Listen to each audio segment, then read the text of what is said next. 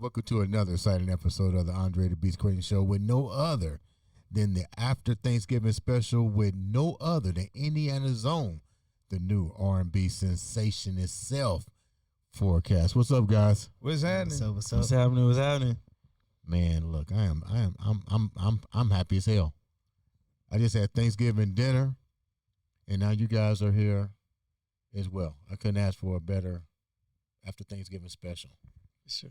So what's been going on with you guys? Well, we just had Thanksgiving, so we good and full now. But CJ's been performing with Babyface. He's been rocking it out. We just seen him in Cincinnati at the Hard Rock. For sure. That was a really dope experience. Seeing that man on stage doing his thing. NEKO, he's modeling. He just actually came from a fashion show. And CJ just came from work, looking like. Nah, Doc, I had to pull a Superman. Yeah, change that card, Doc. That's crazy. But I'm gonna ask a couple questions real quick. Let's start with you. CJ. Mm-hmm. You're all over social media. You've been blessed to be with Babyface on tour, yes, along with B. Thompson. Yeah, yes, sir. Man, what's that like? Man, it's a blessing. As I always say, man, it's just like one of those situations where it feels like a dream. You know what I mean? Like every time you kind of go into airports and you land and the drivers are there, and then you get the opportunity to, just do what you love to do and what you've always wanted to do since you was a kid. You know what I mean? So it's one of those situations where it's a blessing. It's truly a blessing. God is good. What kind of pressure are you up under now? Because before you was under pressure with these two guys, but it's total. It has to be a total different environment for you now. Man, are you talking about with Babyface? Yeah. Really, to be honest, it was pressure. I would say for the first 2 shows that I had to do. Why because those 2 shows I was only supposed to be a fill-in. I wasn't supposed to, be signed on full time. So for those 2 shows, in me, I felt like I had something to prove, and I had something to show, like, hey, this is what I feel like I'm here on this earth to do. Mm-hmm. And honestly, I went out there and just did it, and I was blessed enough for him to think, okay, well, hey, he's good. You know what I mean? Like, let's sign him on. And after that, it's really honestly no pressure, because when you get to be around such a legend of his magnitude, right, and understand that he's really just a humble, laid-back guy, man, like, and just a regular human being. You know how, like, when you grow up and you see celebrities and you think, like, oh, larger than life. You know what I mean? Right. You can't touch him, man. You know what I mean? You can't talk to him. And things of that nature, but to be able to sit down and conversate with him, talk with him, and really kind of pick his brain with certain things of how he does his shows, and how you may write a song or whatever the case may be, and then to be surrounded by the band members as well. You know what I mean? And that authentic vibe that we all have, and that authentic, brotherhood that we all have. It feels just like, again, like a blessing. It doesn't really feel like pressure. What did you bring to the table back to these guys that you learned while you was off? Because at the end of the day, let's get real. Your forecast. Oh yeah, for sure. Your forecast. Your kneecap. Yes, what did you bring back? Because that's a learning experience for you. So what do you bring back and share with these guys to elevate not only NEKO but Al as well, and more importantly, your brand? Because Babyface is the brand. For sure. Now you got to build. Let me rephrase this. You guys are already a brand. Let's call it what it is. You are already a brand. So what do you bring back from that experience to Al, and what do you guys feel about the experience that he's sharing with you guys? Man, honestly, just learning different techniques and things that we can do in our show. Such as what? As far as just less is more.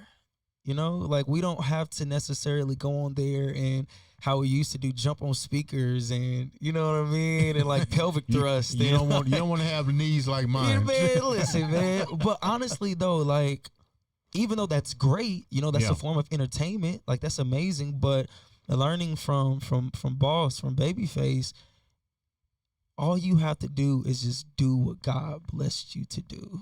And it will speak volumes for everything, right? And that's with us, like with our choreography and how we carry ourselves and how, you know, we, you know, construct our shows and how we want our shows to go as far as, you know, energy-wise. Do we want this energy to be right here? Should this energy be right here? Or should this slow song go right here? And it's just learning how he does it and incorporating with us.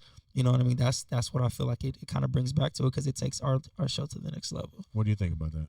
Yeah, he brings more of a professional show when he comes back and, you know, kind of teaches us what he knows, you know, for instance, spacing and, you know, energy, you know. What does spacing mean?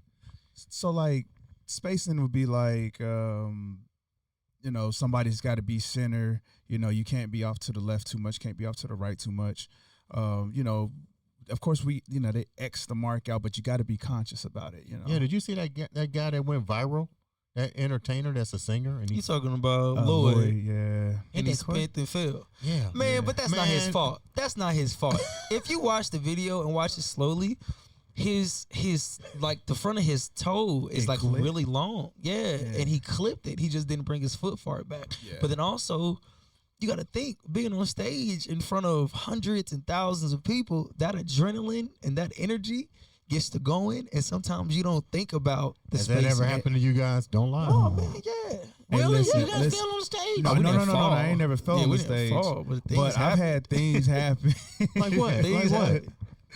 Doc, tell him, man. You want me to tell him? Tell him. Nah, we was on stage one time.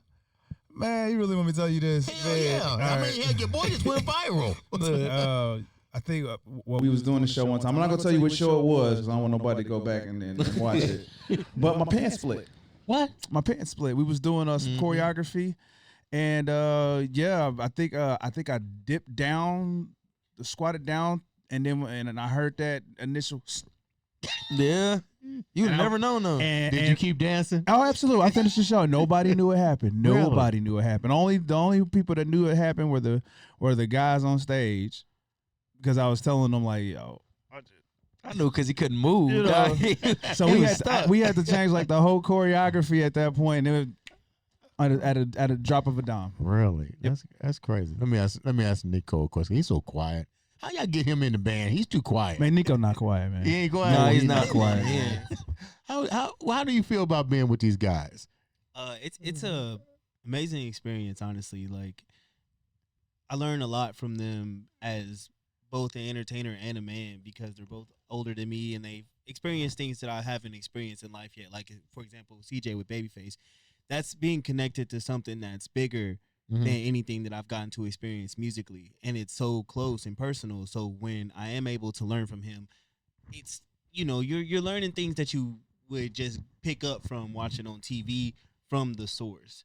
And then with Al Wayne, you know, he's such a professional in everything that he does. And the way that he carries himself as a vocalist, that's something that you can learn from if you really want to. It's like I've even asked him, like, can we do some training? Like, you know what I mean? Let's do some vocal coaching. You know, he's not a vocal coach, but knowing that he's able to do what he can vocally, you can really learn from that if you really want to. And I think that, you know, that's been the biggest takeaway from being in the group with him is I've been able to learn about myself as a performer, entertainer, and an artist. What was your life like prior to getting the call from these guys to come and join the band? What were you doing in Florida? I was with family, and I had just started putting out like my solo songs again. Like, that's been my thing since I started, even back in the day making music. I don't really care about the glitz and glam of it. I don't care about being like anybody's pop star or nothing like that. I just want to make good songs, and to hear somebody say that song resonated. I liked how that sounded. I liked how that felt. So you were still doing music while you was in Florida? Yeah. But not to a high magnitude? Yeah, I wasn't performing music. Did you guys hear his music while he was still in Florida? Oh, for sure. Yeah, I got a CD. Snap. Yeah. But yeah, so it was just a matter of just I wasn't at first when I first went out there. Of course, when you move to a different state, you got to get adjusted. And I had, things I had to take care of responsibility wise. Mhm. So once I got comfortable and I got my footing underneath me, I was just like, you know what? Like, I got my studio together and I just started recording and I just put a song out. And I was just like, When you got a call from them, what was that like? Were you really ready to move? Did you ask for an opportunity to do something different? I was praying on it. I wasn't necessarily praying for an opportunity in music. I was just praying for a sign that moving was the right thing, and not necessarily moving from Florida, but moving as in getting up, getting the call to move and do something different. And so I had prayed. I had a really great breakthrough, and it was the next week after CJ called me and was kind of talking about my group. They just want to.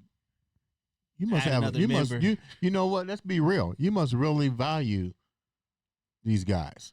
Oh, I do to, for to sure. get up and leave on a whim and start life all over again. You Yeah. must have a lot of faith in these guys. Yeah, and also I have a lot of faith in my God. Like, I don't want to impose my beliefs on anybody, but I believe that, I'm an anointed person. If I pray for things, I'm going to receive them no matter what the timeline is or how that works out.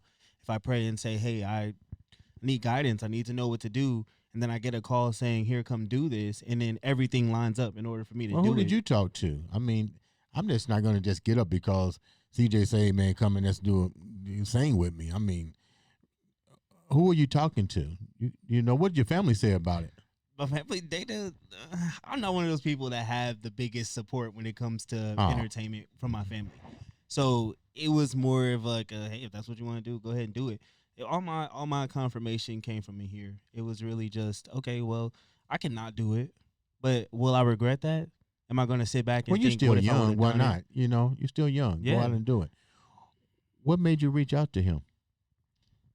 Man, honestly, it was one of those situations where, because we really hadn't talked in like probably like a year or two, you know what I mean? So I need to stop saying that because he's gonna get on me by saying that. But we haven't Don't feel bad. I got buddies. It's so tripped out. I'm just telling my business. look, no, I got buddies, man, that that I don't talk to, but when we talk to each other, it might be a year. We still, hey. oh yeah, for sure, what's for going sure, on? for sure. And that's talking about saying, you know what I mean? yeah, I was talking about Unc, because Unc gonna get on me about that.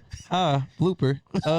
But anyway, no, seriously, we didn't talk for a couple years, and once we started kind of having those conversations, you know what I mean, and talking again, it was like you just said, just pick right back up, you know what I'm saying.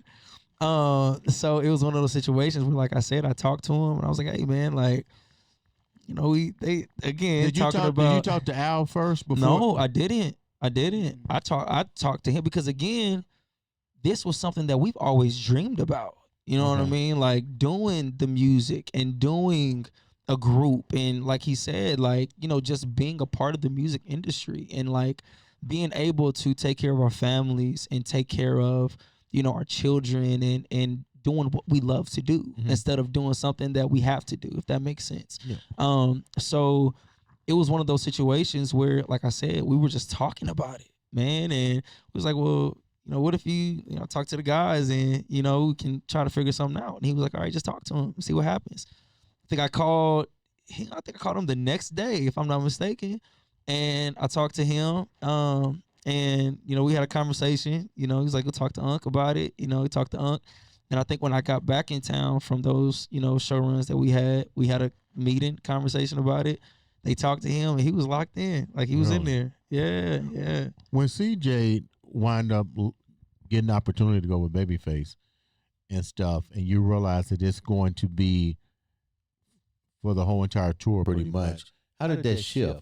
What kind of pressure did that put you under to continue to be forecast, continue to make, is it called EPs, EMs, and singles? EPs, singles. Yeah, like how much pressure was now put on you, because he's got enough pressure.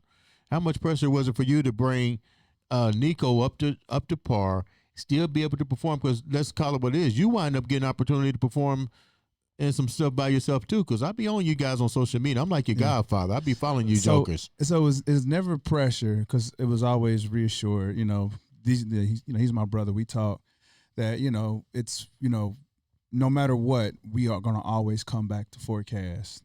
So it was never, there's no pressure or anything like that. Mm-hmm. Even when, I was, I'm doing like the spinners thing with Rodney Stepp, I'm gonna always, come back and, make sure that we take care of forecast. We always make time for it, So, and then with NEKO, what was your question? It was a 2-part question, or yeah, like how was it to bring him up to speed with what you guys wanted?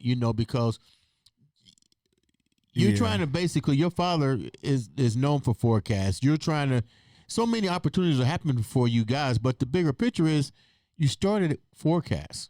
Yeah. And now you're bringing NEKO in to come all the way from Florida and stuff, but you guys are still doing other ventures. How difficult is it now to really keep this a tight-knit unit and stay focused? You don't get on these charts being number one without, having more opportunities coming. But sometimes, let's call it what it is, you can kind of lose focus too a little bit. I mean, you can get focused, but you can lose focus. But at the end of the day, we talk and we stay connected. Mm-hmm. So, I mean, when he first started, there was learning that he needed to do. Of course, there's always going to be that kind of pressure. You mean learning this for what? Dancing, singing, the lyrics? Dancing, the singing, the choreography, the lyrics, all that good stuff, It was probably more pressure on him than it was us. Was it pressure? Yeah, it was pressure. What was the most pressurable part for you? I think just living up to the expectation. They had built a really great reputation for themselves, and I didn't want to come into something and be the detriment. I didn't want to be the downfall. I didn't want to be why did they put him in the group? And I'm sure it happened, but I knew that what I was bringing to the table and what I was going to do and how I was going to fit into the mold, it was more so going to happen because people are negative as opposed to what I'm actually not able to do for the group. Mm-hmm. So that was my personal pressure, is how do I get myself up to that speed from just making songs at my house to now being a full-blown entertainer in a city that's knows these guys for being full-blown entertainers. Mm-hmm. And it was the diamond making pressure for sure. Go ahead. If I could say something real quick too, it kind of goes back to what we talked about before, right? So a lot of people ask that, like, how is it, with me being on the road with Babyface, or how is it with him with the spinners, or him doing this fashion modeling thing, and, even him being the writer that he is, writing for other people and etc. It's an example that I always use with New Edition, right? New Edition is the base the home base, right? The foundation, the seed that was planted into the ground, right? So when a tree is planted into the ground and it grows, what does it grow on the tree? Branches, right? Mm-hmm. So you have different branches that go out, and like on that New Edition tree, you got Bobby, right, that did his thing. You got Ralph that did his thing. You got Belle Biv DeVoe that did their thing. Johnny Gill did their thing, did his thing. But what is the base? New Edition. Came back. Yep. Always came back. So it's the same with us. It's no difference for what we're trying to build. And I've always said this, and I know they definitely agree with it. We're trying to build something that will outlast us all. You know what I mean? We're trying to build something that will create generational wealth, where our kids will grow up and their kids will grow up and will be taken care of for the rest of their lives, just for them to know, like, hey, my dads was out there doing what they love to do, right? Mm-hmm. And they were out there making moves. So that's basically what it is. Forecast is a seed that was planted by Al, of course, Pops, but then Al, took over it.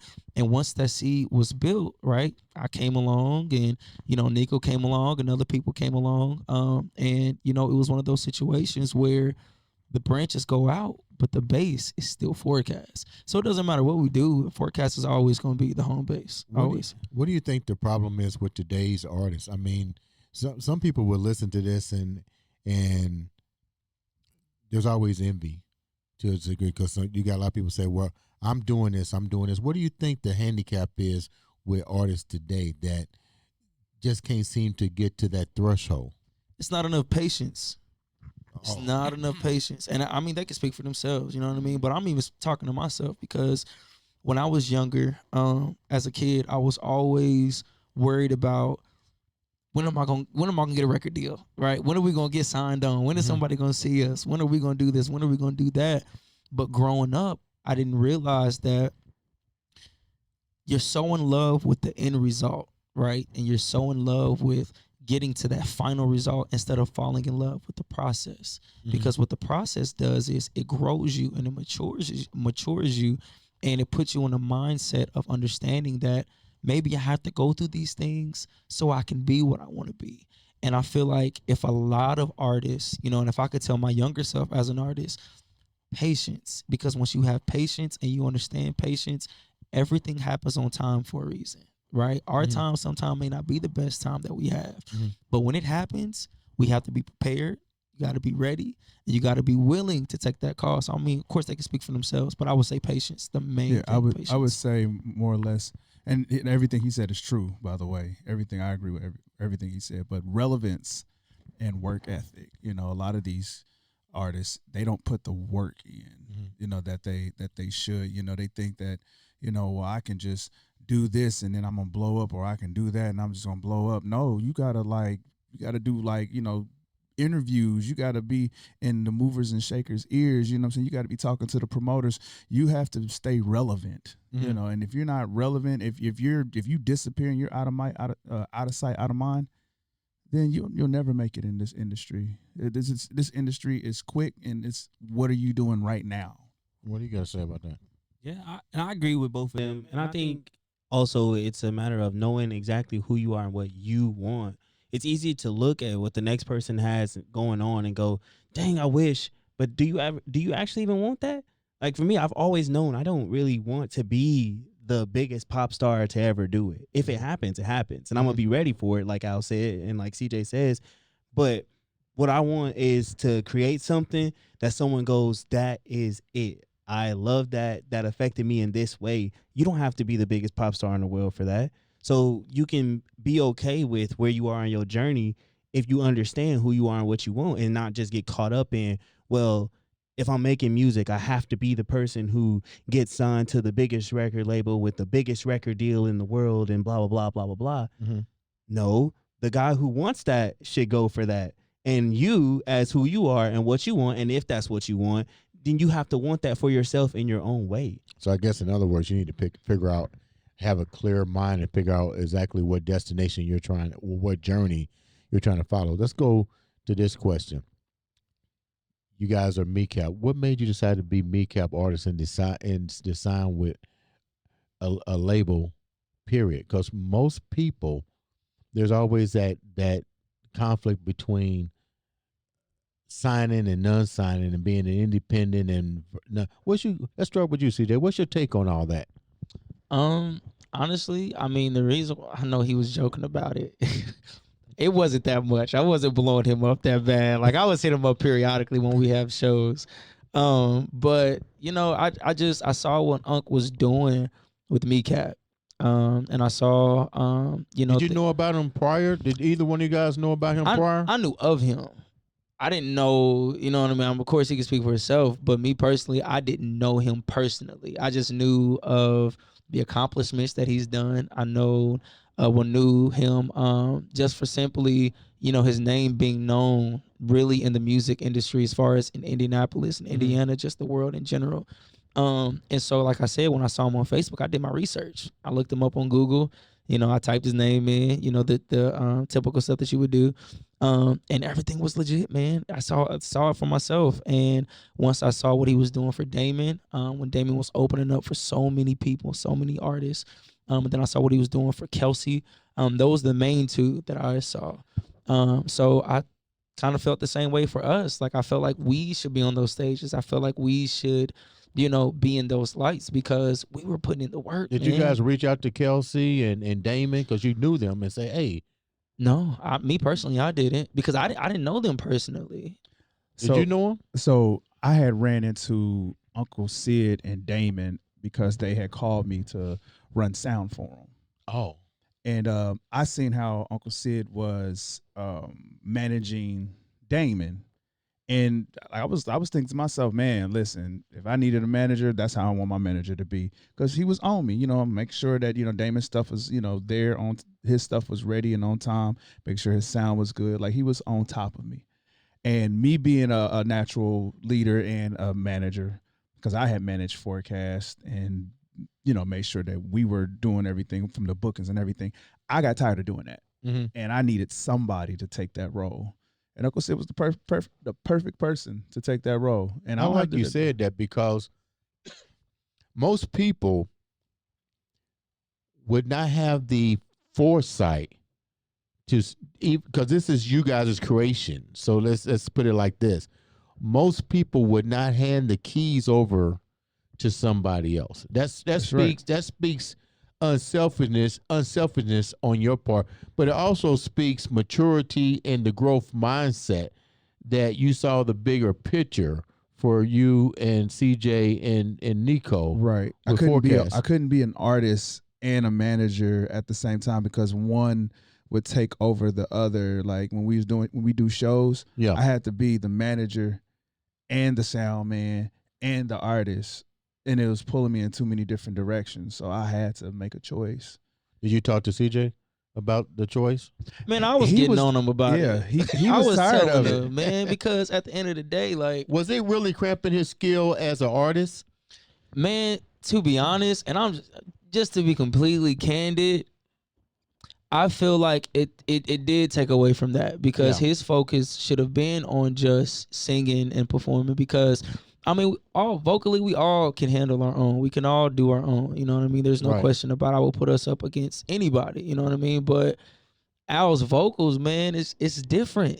So by him being, the lead singer pretty much, you know what I mean, singing most of the leads and et cetera and stuff like that, I wanted him to focus on that and focus on that aspect, instead of doing a whole 3-4 hour show and then he got to go collect the money, you know what I mean, and everybody watching him because he just got done performing, and it's like he walking around like, nah, he didn't need to do all that, especially the booking and stuff. My mindset had to change from manager to artist in a blink of an eye. Oh, that's too much. And sometimes it would affect me on stage. I wouldn't necessarily be in artist mode. I'd have still been in business mode. And sometimes business will make you mad.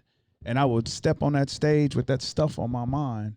And like he said, you can tell, How did this affect you guys' relationships? And it didn't. No, not at all.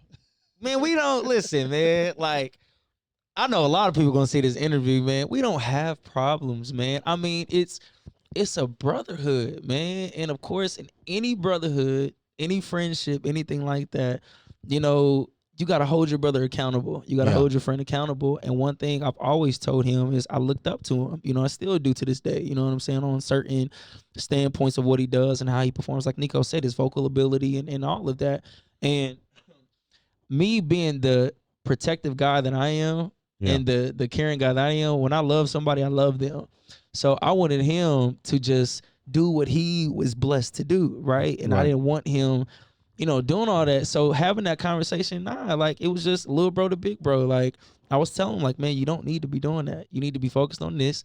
We're going to do this choreography, give this to this person, give that to that person. Of course, there was some resentment because Forecast is his baby, right? He groomed it and did all that. But I feel like the more and more time progressed and the more that we kind of got locked in with who was around us and who we had around us, he kind of let the reins up a little bit. And then once Unc came, you know what I mean? That freed him up completely.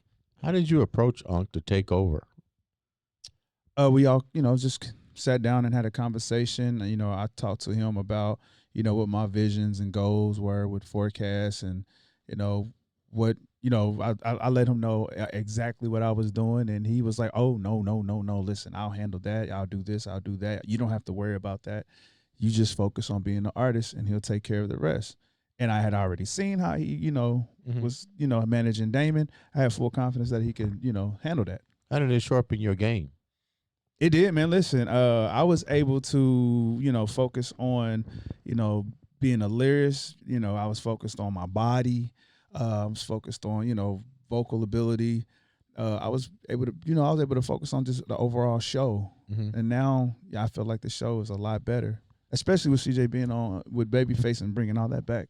I'm so proud of you guys, man. I mean, it's almost like a Cinderella story, but what it shows is the brotherhood that you guys got together. Even with NEKO coming all the way from Florida to here and seeing the vision. Now you're even doing something. You're with Rodney Snaps now. Right, Rodney Step, yes sir. Yeah. We're doing the Spinners tribute. I'm surprised I didn't get a role in it. I told Rodney, I'm surprised I didn't get a. Could it be? Hey, no, but listen, they're amazing though, man. Like they are amazing. They sold out Hendrix Live that you guys were at. Yeah, we sold out Hendrix Man, Live. that show was phenomenal. How did you like getting the opportunity to perform with a legendary group like that? There's not a song that you guys weren't even born yet. I know every single song, dude. Man, it was absolutely amazing, man. And in some of the songs I didn't even know the Spinners had done. Which one, like Sadie? Sadie. No. I knew that they did Sadie, but it was the one song. One of a kind. Yeah, One of a Kind. Love of any. Yep. I didn't know that was the Spinners. Really? No, I did not know. I didn't know exactly who that was. I'd heard that song. I heard a lot of Spinners songs, but a lot of those songs I was like, oh, that's the Spinners too? Oh, that's the Spinners too? Oh, shoot. Okay. See, you were still in the crib. I mean, yeah, but parents would play that on Sunday while cleaning, man. Talk, Doc. Yes, sir, Doc. Well, we play that all day. But yeah, it's a great opportunity. We got another opportunity to perform with Mr. Rodney Step at his holiday soul review. When is that? That's gonna be December 6th. It's gonna be at the Madam Walker Theater. How do they get tickets? We might as well go and plug that now. Contact Rodney Step. No, you can go to the Madam. You can go to the Madam Walker website. Walker, the Madam CJ Walker website. You can also go to the desk. They have like the little box office there still, and then you can follow us or follow Rodney Step, and and if you scroll down our page, you'll see the link. Is it a black tie affair? I like black tie affairs. I think we missing those. I would say, dress up, man. You gotta bring your A game. When you no jeans and They coming in with their lemon pepper steppers. They coming in there. Come on, lemon pepper steppers. What's been the most exciting thing about being able to recreate a legend like that? The legends. Repeat that. Like, what's it like for you to actually get the opportunity to re-showcase these legends? It's an honor. I've learned so much about the Spinners. That the dance moves, the dance moves. Felipe, the history behind all the Spinners and how many Spinners came in, how many Spinners. You know what I'm saying? Like all that. I got to learn all that, and it's very special because I believe that we are the only Spinners tribute here in the United States. Really? Yep. So there's gonna be plenty of opportunity. Just stay tuned. I can't really speak on it, but absolutely, yeah. What's it like to see your fellow mate getting this opportunity, guys? Man, it's an honor, man. You're gonna be the backup. Look, man. whatever they need me for, right? I'm there. It's just great. It's for both of them. I think I'm probably the best to answer that question. With CJ first, I didn't really know what Forecast was or like what anything was going on. I didn't even know he was performing with Babyface when I was in Florida because we hadn't talked in a while. So that was the first thing I had found out about. And I was just like, what? I remember when we was in school, like people would always make fun of him for wanting to make old school songs or old school inspired songs or liking the greats and the legends and stuff like that. I'm like, look at that man. And now you gotta pack your bags. Yeah, right.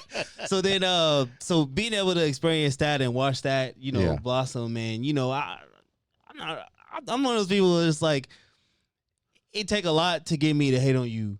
So I'm not gonna sit here and be like, no. I'm like, this is amazing. Yeah. Like, you are awesome for being able to do this, and it's awesome I get to know you while you do this. And it's the same thing with Al now because I really don't know much about the Spinners. I'm not gonna lie. You guys keep saying that, man. We're gonna put a trivia question together. Look, I don't know much about the Spinners, but I know that when you're selected to get to represent greatness, legends, it's for a reason. Yeah. So it's amazing getting to see him grow in that Well, and being close to it. Let's toot your horn a little bit before we wrap up. You're modeling now. Yeah. First time. A little bit, yeah. That hair gets them. Talk your stuff, boy. The hair, Yeah, I that think hair the gets 'em. hair, the skin routine. I started doing this little Korean thing, and it was What was that like for you? it was amazing. It was insane. It was crazy because that's not something I ever really considered. One day, Were you scared? No. It's like if you can pelvic thrust in front of people whose names you don't even know, like people's mamas, aunties, grandmas, grandpas. It's like you can walk on a stage and some nice clothes. You know what I mean? I think the most interesting part of it was, like I was gonna say, the fact that I never thought I'd be doing something like that. Yeah. It's like I've always known I'm an attractive guy, but modeling just seems like such a taboo thing to the average man. So it's like when Al hit me up and was like, "Hey man, have you ever thought about modeling?" I thought he was joking. I thought he was just hyping me up. You hit him up about modeling? Absolutely. I hit him up about modeling. I was looking at some of his pictures, and I was like, "Man, you would be a good model, man." He got the height, he got the look, you know what I'm saying? He got the hair. He cares about you. He's looking on your social media and going, "You ever thought about modeling?" That's a big brother though, man. That's a brother. I thought he was joking. I thought he was just trying to hype me up. I'm like, no, who thinks about modeling? He's like, oh, okay, well, I know a guy. I'm like, oh, you for real? Well, okay. Then I leaned in. I was like, you know what? I have thought about modeling, so let's do it. And then a week later, I got a fashion show. Now, not only did you get the fashion show, but you said something earlier. You said you didn't know the name Forecast in Florida, but they call your name, and all of a sudden you realize you're a big deal. Yeah, that is an interesting thing to live with, because I knew fame was in the cards. Yeah, but I didn't think it would be something I actually had to deal with. Mm-hmm. Like, I always figured, even being in a group, I could just skate by, but nah, you can't just skate by. NEKO, what's your last name? Well, my stage name is NEKO VYNEZ. See, that's a Hollywood name right there. Yeah, you know right. What I mean? It was kind of unavoidable. Yeah. I wish I had I said NEKO VYNEZ. That name sounds powerful. You know what I mean? That sounds Hollywood all the way around. Let me ask you guys. It's crazy how random it is. Let me ask you guys this question. Like, you definitely have a brotherhood. Outside of that, like, really, what keeps you guys together? What do you think most groups are missing? Why can't they have what you guys have? Communication.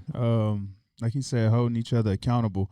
You can't be scared to talk to your brothers, especially when you're feeling some type of way, because all it does is just fester, and then then the lies start to fester in your head. You start believing in lies and things like that, Mm-hmm. and maybe there's a rumor out there, and you don't, address it.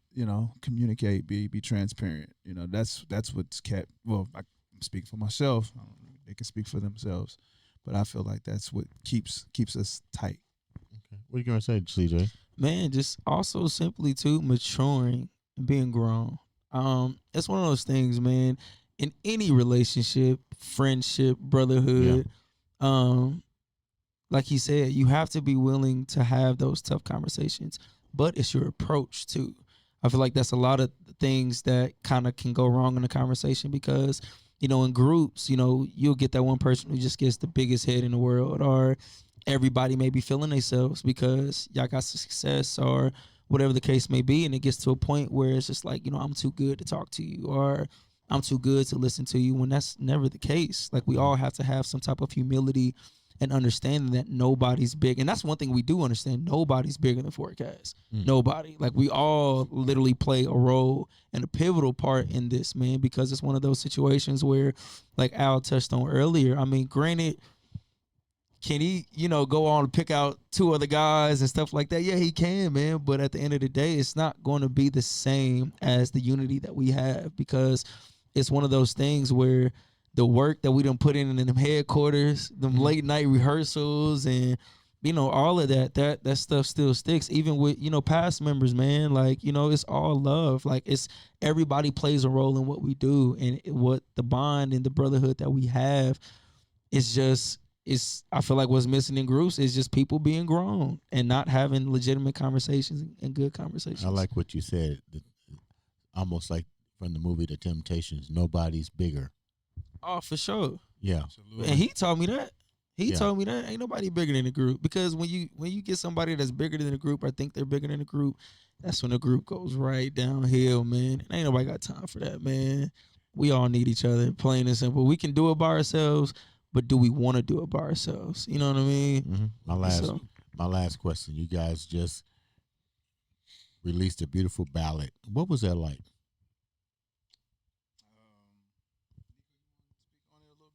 Yeah, I mean that was the biggest track I've ever been a part of. Really? Sound production wise, who was all involved with it, everything.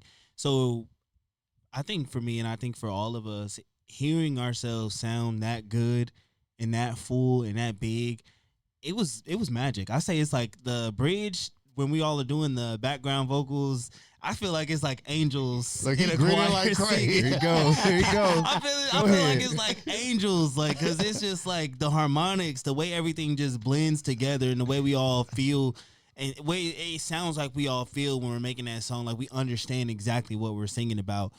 Like when sent me the track and was like, I need you to write a verse to this. When I first heard it, I was like, this is a complete song. How do you write a verse to this? Right. But I kind of broke it down, and I was just like, okay, he wants to know, since everybody wrote their own part, what he was wanting was to hear what our take on romance and taking a chance on romance looks and feels like for us as individuals. And you can hear that with each verse. Mm-hmm. Like Al, he wrote the bridge and his verse, so you can hear his idea of romance. You hear CJ's idea of romance, where it's just like, you know, please take your time. Please understand this is where we're at in our relationship, and this is how I'm going to help you understand what I want from you and what I want from our relationship. So going into my verse, I'm like, okay, I'm not necessarily talking about what I want from you in this relationship. I want you to understand where I'm at as a man and what romance is for me in this place of maturity and in this relationship, and who I am as a man, what romance is for me. When you put all those elements together,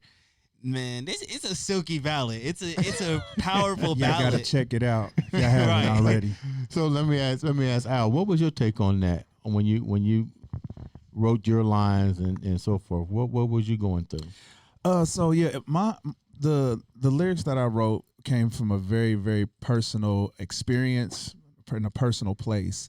Everything that I wrote, I lived, you know, and the experience was amazing because now I'm able to put what I express and what has happened to me or what I've done into music. And that's what music's all about, because I'm sure people can relate to, you know, our lyrics, you know, the stuff that we've been through. So yeah, it was beautiful, man. Like he said, you know, it's a beautiful, beautiful ballad. All right, CJ, you wrote your lyrics. What was you going through? Oh man. Take a chance, take a chance. Listen, honestly, I wasn't going through nothing personally. It was just like he said, like being able to write a song. That Who got comes. the song idea before you finish it? Actually, it was Unc, wasn't it? Unc came to us with that. Yeah, Unc came up with us. Anthony Nutbush came up with it. Shout out to Zoomies. Both of them kind of was sitting on it. Okay. For sure. But yeah, man, it just like when he kind of gave us the song, and like Al said, it's just writing from a standpoint, because again, in today's music, especially in R&B, like people are not willing to tell a story, if that makes sense. Now, granted, every artist is different. Like your form of artistry and your form of music, if that's what you believe in, if that's what your passion is, then all by means necessary, do it. You know what I mean? But it's one of those situations like with Take a Chance on Romance, like you don't see a lot of guys that's willing enough to tell their women, hey, like, you know, I know things has happened. I know you've been through some things in the past, but, you know, take a chance. And coming from a background where I grew up on, you know, Temptations and Jodeci and, you know, Boyz II Men and Four Tops, kind of going back to that regimen of taking that loving and passion and that reaching for the air in the music videos, you know what I mean? Singing to Nayu. Yeah, you know, falling to your knees and, you know what I mean, like begging your woman. Just is that all in one. That came from my. What's the difference between the songwriting skills between that particular ballad and the other ballads that you guys have put out? I became more seasoned as a writer. Okay. You know, because I was a novice to it, and that's not the first song that I've written, but it is the first song that I can hang my hat on and said that was a complete work from start to finish. Because you can see the difference in, I would say, maturity from "Girl You Good" to that one. What do you guys think the difference is between "Girl You Good" and "Take a Chance"? My personal opinion, "Girl You Good" is a very beautiful song. It's an Oh, yeah. amazing song. I think what's different though is with "Take a Chance," we kind of had more leeway in it, if that makes sense. Like we wrote our own verses, Yeah. and we wrote from a personal experience versus singing what somebody else wrote from their experiences. Now, of course, we dealt with the same thing in "Girl You Good," you know, when Right. we was doing our shows and all of that. But with "Take a Chance," I feel like it was more of, like Al said, kind of giving us a perspective of writing from a personal standpoint and really writing from, what we've been through or what we're dealing with or whatever the case may be. What makes Forecast different? This will be my last two questions. What makes Forecast different? We've seen a lot of groups, Jodeci, the Temptations, Enchantment, the Spinners. We've seen all different kinds of rhythms. What makes Forecast different? My personal opinion, we were able to bring the past, the present, and the future and put it into our music. So we could write something and it can be, it can sound old school. We can write something that can sound new school. And then as far as our the way we perform, we perform. It ain't no plaything when it comes to us. Like we put performing just as much at the head, just as much as actually writing a song. Now we know what's going on with you guys with other events. You're doing the Spinners, you're with Babyface, you're doing modeling. But what's next for Forecast? What can people expect to hear from you guys next? We'll plug the shows. I mean, we have a show coming up on the 5th of next week, or the 5th of December. We're doing a versus battle with the Tony Bryant Band for Geno Shelton. And then, as Al stated earlier, we're going to be doing the Holiday Soul Review. And are we allowed to talk about the EP? You mentioned it. Yeah, you can talk a little bit about it. Okay, so we're putting together a little EP, kind of doing a revamp of some gems and putting some new ones together for everybody. So we got some new music coming out in the first quarter of next year. So stay tuned. And some good shows next year as well. We can't say too much, but some good shows. Local? Well, you can say local. Nah, right? Listen, I ain't gonna get in trouble. We don't want to get in trouble. Just tune in and follow you guys on social. How can the guys follow you guys on social media? Well, check this out. Listen, you can follow us on Instagram on our new Instagram page, the number 4 CAST_RNB, the number 4 CAST_RNB, and then as well you can follow us on Facebook at the number 4 CAST, the number 4 CAST. And then follow us on X, formerly known as Twitter, at the number 4 CASTHFM. And then reach out to Uncle James for any bookings or anything that you guys want to do with Forecast. I got one question to ask. I love Grace with 12. What was that like for you guys, man? And such a powerful song. I remember when I first played it on the iambeast radio station, I was like, first, I didn't want to listen to it because it said Grace. I was like, oh, my God, I don't want to listen to it. And then when it came on, I was like, OMG. What was that like for you guys? Like, what was, when you got the music given to you, the words and so forth, what was that like for you guys? Well, didn't we write some of that? Yeah, we did it in Unc's Hotel. Yeah, he called me. He called all the Forecast. And 12, and there was somebody else there, and we all kind of had like this brainstorm on the song or whatnot. So we're sitting there with pen and pad, writing the lyrics to the chorus of the song, and we went back and forth a little bit, and we finally came up with it. And then it dawned on me, like, because it was like a part in the song. It was a part in the lyrics, and then we was trying to make it fit, and it didn't really fit. And then we actually found the actual lyric to complete the actual chorus together. Did 12 tell you what kind of song it was meant to be? Did he say, look, Yeah, we had already known. Yeah, you can, but also too, like you said, you hear the name, you can tell. Yeah. You know what I mean? What it's going to be about. It was just off for me, knowing that 12 is a rapper. I'm like, you know, what is Grace? You know, so The song is beautiful, man. That Yeah. song's awesome. before we wrap up, let's start with CJ. Because we're going into the new year. Yes, sir. Thank you guys for coming on the show after Thanksgiving. Thank you for having us. Oh my God, anytime. This door is always open for you guys. Yes, sir. I wish you guys nothing but best every time I look at you guys. You guys are always doing something. You're definitely a role model to the city. They should give you guys the key to the city. And I guess a two-part question. I noticed a lot of the artists now here in Indiana are looking to share their gift, mentoring. Is that something you guys gonna do as well?